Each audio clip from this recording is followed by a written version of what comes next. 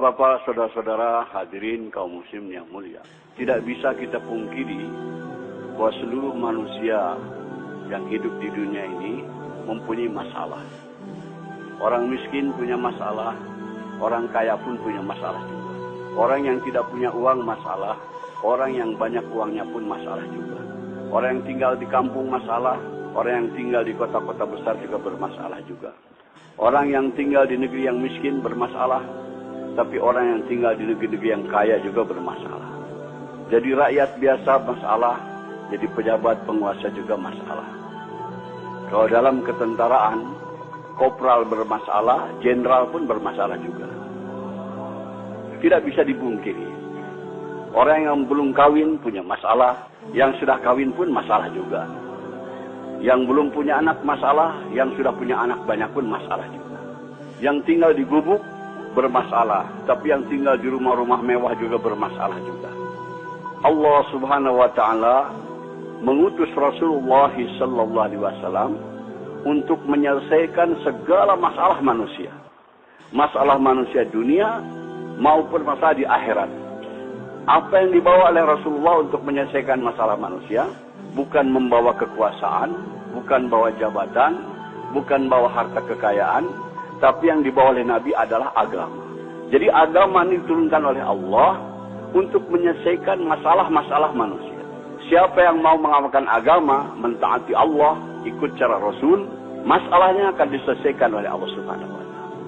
Orang miskin kalau mau selesai masalahnya, tidak perlu jadi kaya. Sebab jadi orang kaya belum tentu selesai masalah. Tapi kalau orang miskin ikut agama, amalkan agama, pasti diselesaikan oleh Allah masalahnya. Setiap kita ingin kepada kehidupan yang baik, keadaan yang baik, ini akan tercapai dengan agama. Allah Subhanahu wa taala berfirman dalam Al-Qur'an, "Man 'amila shalihan min dzakarin aw unsa wa huwa mu'min, fala yuhyiyannahu hayatan thayyibah." Barang siapa yang beramal soleh, yaitu taat kepada Allah dengan cara Rasul, baik laki-laki maupun perempuan, dan dia beriman, kami akan berikan kepadanya kehidupan yang baik. Kehidupan yang baik akan datang kepada kita bukan dengan harta, bukan dengan kekayaan, bukan dengan kemewahan, tapi dengan agama. Kalau kita amalkan agama dalam kehidupan kita ini, semua masalah kita diselesaikan oleh Allah Subhanahu wa taala. Begitu juga kehidupan kita bermasyarakat, bernegara, kalau ingin masalah-masalah selesai dari masalah masyarakat, masalah kenegaraan dan sebagainya, agama juga. Allah berfirman dalam Al-Qur'an, "Walau anna ahlal qura amanu wa taqaw la fatahna 'alaihim barakatin minas sama'i wal ardh." Andai kata penduduk suatu negeri itu iman dan takwa kepada Allah, kami akan bukakan kepadanya pintu keberkahan daripada langit dan bumi. Kemakmuran, kesejahteraan, keamanan akan tercipta dengan agama, dengan taat kepada Allah Subhanahu wa taala. Maka Rasulullah SAW berjuang mati-matian memahamkan kepada umat betapa penting agama ini. Betapa penting agama ini untuk menyelesaikan masalah. Sebab manusia terkeliru, tertipu. Mereka yakin dengan yang zahir. Disangkanya dengan berharta, dengan berkekayaan, dengan berjabatan, dengan pangkat, kehidupan akan nyaman. Tidak, hadirnya mulia. Fir'aun kaya raya, jabatannya tinggi, tapi tidak taat kepada Allah, bermasalah kehidupannya. Qarun kaya raya, orang terkaya di dunia ketika itu, tapi tidak mau taat kepada Allah, bermasalah hidupnya. Namrud juga raja dunia, dia tidak taat kepada Allah, bermasalah kehidupannya. Semua masalah-masalah datang kepada kita dari dia taat kepada Allah Subhanahu wa taala. Bukan karena pendapatan kecil, bukan karena miskin, bukan. Yang menyusahkan kehidupan kita ini adalah dosa-dosa kita sendiri. Hadirin, di Jakarta ada ungkapan kata gubuk derita. Maksudnya karena tinggal di gubuk hidup menderita. Sebetulnya yang bikin menderita bukan gubuknya, tapi dosa-dosanya hadirnya. Orang yang berdosa itu walaupun tinggal di gedung yang mewah, tetap hidupnya akan gelisah, hadirnya mulia. Ketahuilah hadirnya mulia, semua kesusahan yang datang kepada kita ini akibat daripada dosa-dosa kita. Allah Subhanahu wa taala memberikan contoh yang gamblang dalam Al-Qur'an.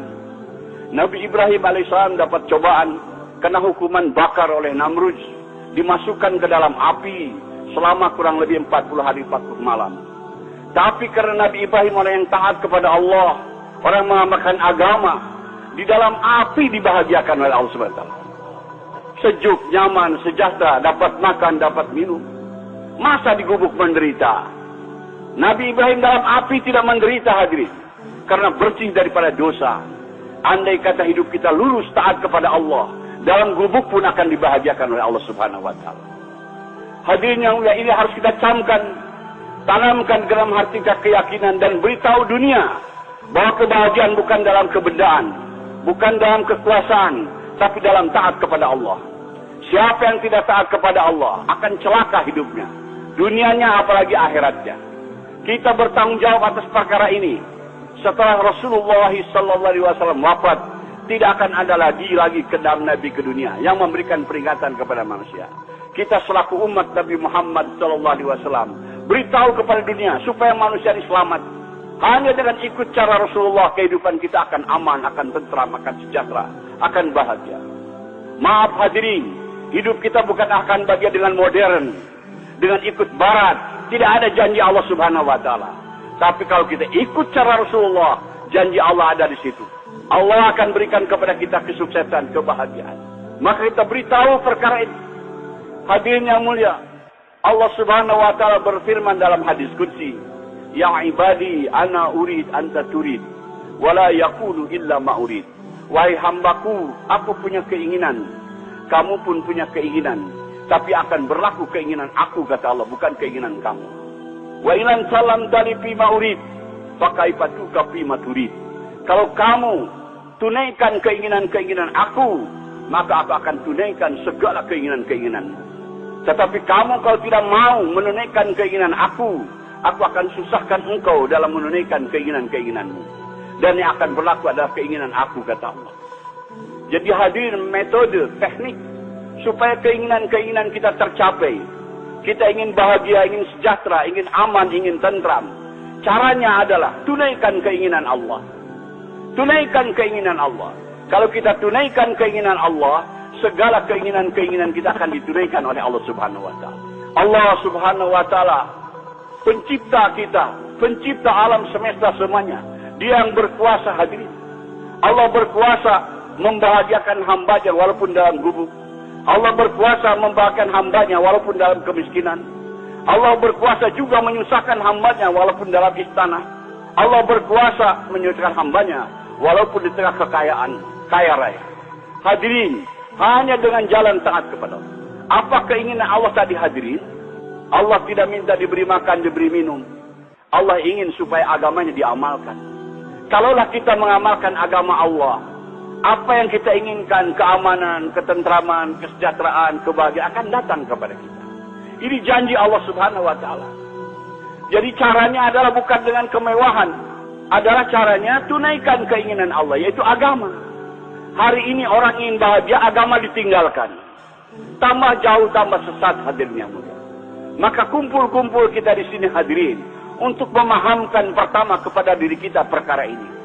Setelah itu kita bangkit korban, beritahu ke seluruh dunia bahwa kebahagiaan bukan dalam kebendaan, bukan dalam ekonomi, bukan dalam industri, bukan dalam perdagangan, tapi dalam agama. Hari ini kesalahan umat Islam sibuk dalam perdagangan, sibuk dalam industri, sibuk dalam pembangunan, tapi tidak taat kepada Allah. Wallahi tidak akan bahagia. Kita ingin bahagia tapi tidak ikut cara Rasul. Kita mau ikut cara barat, tidak bisa, tidak dijamin Allah. Bahagianya akan datang dengan ikut cara Rasulullah SAW. Semua masalah akan diselesaikan oleh Allah Subhanahu wa taala. Betapa penting ini agama. Hadirin, segala kesusahan yang datang kepada kita ini akibat daripada dosa-dosa kita. Maka jalan keluarnya kita tobat. Nabi Adam alaihissalam setelah berbuat dosa tobat, berdoa kepada Allah, mohon diampunkan dosa-dosanya. Rabbana zalamna anfusana wa illam taghfir lana wa tarhamna lanakunanna minal khasirin. Ya Allah, ampunilah dosa-dosa. Kami telah menzalimi kami sendiri, telah menzalimi diri kita. Kalau tidak Engkau ampunkan, aku termasuk orang yang binasa, yang rugi. Nabi Yunus berbuat kesalahan, ditelan oleh ikan, berdoa, la ilaha illa anta subhanaka inni kuntu minaz zalimin. Tidak ada Tuhan yang berhak bisa melainkan Engkau, ya Allah. Engkau Maha Suci, aku telah menjalimi diriku sendiri. Begitu kalau ada orang di sini punya masalah, hadirin, datang kepada ulama, ingin supaya masalah itu selesai, biasanya ulama memberikan zikir. Zikir Nabi Yunus, la ilaha illa anta subhanaka inni kuntu minaz zalimin. Baca sekian ratus. Karena kesusahan-kesusahan yang datang kepada kita ini akibat daripada dosa-dosa kita. Subhanallahi walhamdulillahi la ilaha illallah wallahu akbar. Subhanallah